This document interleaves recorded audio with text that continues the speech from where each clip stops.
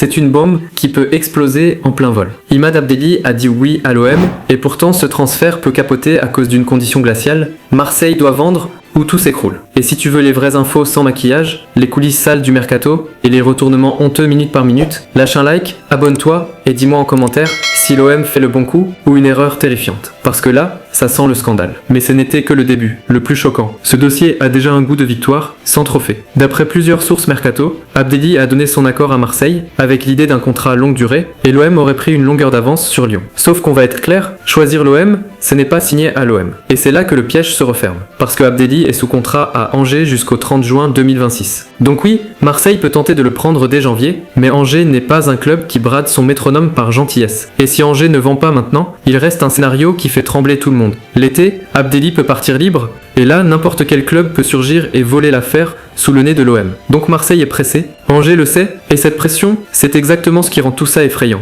Et là, tout a basculé. Voici la phrase qui tue, l'OM doit vendre pour conclure en janvier. Ce n'est pas une rumeur au hasard, l'idée est relayée dans la presse, notamment via des infos attribuées au journaliste Fabrice Hawkins et reprises dans plusieurs papiers mercato. Traduction, si l'OM ne dégraisse pas, l'opération Abdelli peut se transformer en cauchemar, soit Marseille attend l'été et joue le coup gratuit, soit Marseille force en janvier, mais doit sacrifier des joueurs. Et le mot sacrifier n'est même pas exagéré, parce que vendre en urgence, c'est rarement un plan, c'est souvent un aveu de panique. Angers demanderait une indemnité pour le lâcher 6 mois avant la fin de son contrat. Et à ce moment du marché, les clubs sentent l'odeur du sang. Ils négocient, ils grattent, ils imposent leurs conditions. Donc la question est simple, qui l'OM va-t-il brûler pour faire entrer Abdelli? Et là, ça devient explosif, parce que les noms qui sortent sont sensibles, polarisants, et peuvent retourner le vestiaire. Mais ce qu'ils préparent va choquer les supporters. Le dossier le plus logique pour économiser vite, c'est Neal Maupay. Il est annoncé sur le départ, et certaines pistes en Italie reviennent avec insistance, notamment du côté de Pise. Et là, pour Marseille, c'est presque cynique. Si Maupay sort, tu libères un salaire, tu libères une place, tu fais respirer la masse salariale, et tu débloques Abdelli. Sauf que le mercato, c'est pas un tableur Excel. Trouver un acheteur au bon prix, au bon moment, avec un joueur en manque de rythme, c'est une galère.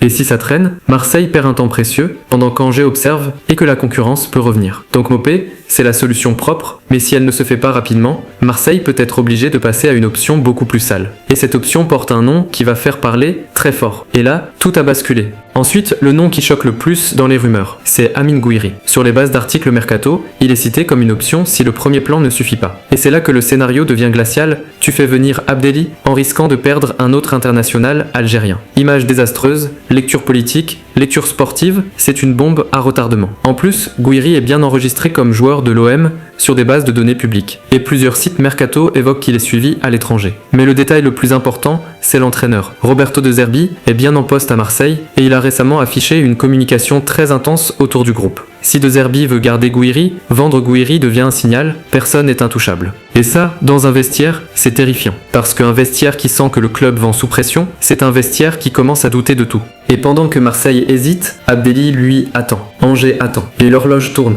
Mais ce qu'ils ont en réserve ensuite, personne ne l'a vu venir. Et puis il y a le scénario fin du monde, vendre un jeune, vite, très cher, et régler le problème d'un coup. Le nom qui circule, Robinho Vaz. Attention, sur ce point, on est sur des éléments rapportés dans certains papiers et contenus réseau. Donc prudence. Mais l'idée qui ressort, c'est que l'OM pourrait être tenté de vendre s'il y a une offre énorme. Sur les bases de données, Vaz est bien lié à l'OM contractuellement. Et si une offre autour de montants très élevés arrive, tu connais la réalité du football moderne, les principes fondent. Le problème, vendre une pépite, c'est aussi vendre un symbole. Et derrière, si Abdelli arrive, il sera scruté comme jamais. Le moindre match moyen, le moindre ballon perdu, ce sera « on a vendu un joyau pour ça ». Donc oui, ce plan peut débloquer Abdelli, mais il peut aussi créer une fracture émotionnelle énorme avec les supporters. Et dans ce type d'ambiance, un transfert peut devenir un cauchemar public. Mais ce n'était que le début. Aujourd'hui, la vérité est simple, Abdelli est toujours sous contrat à Angers jusqu'à fin juin 2026. Un accord côté joueur est évoqué dans plusieurs médias, mais le transfert n'est pas verrouillé. La clé, c'est l'argent et les ventes côté OM. Donc on a deux routes. Route 1, Marseille vend vite, Toro Abdelli arrive en janvier, et l'OM envoie un message, on attaque, on construit, on n'a peur de personne.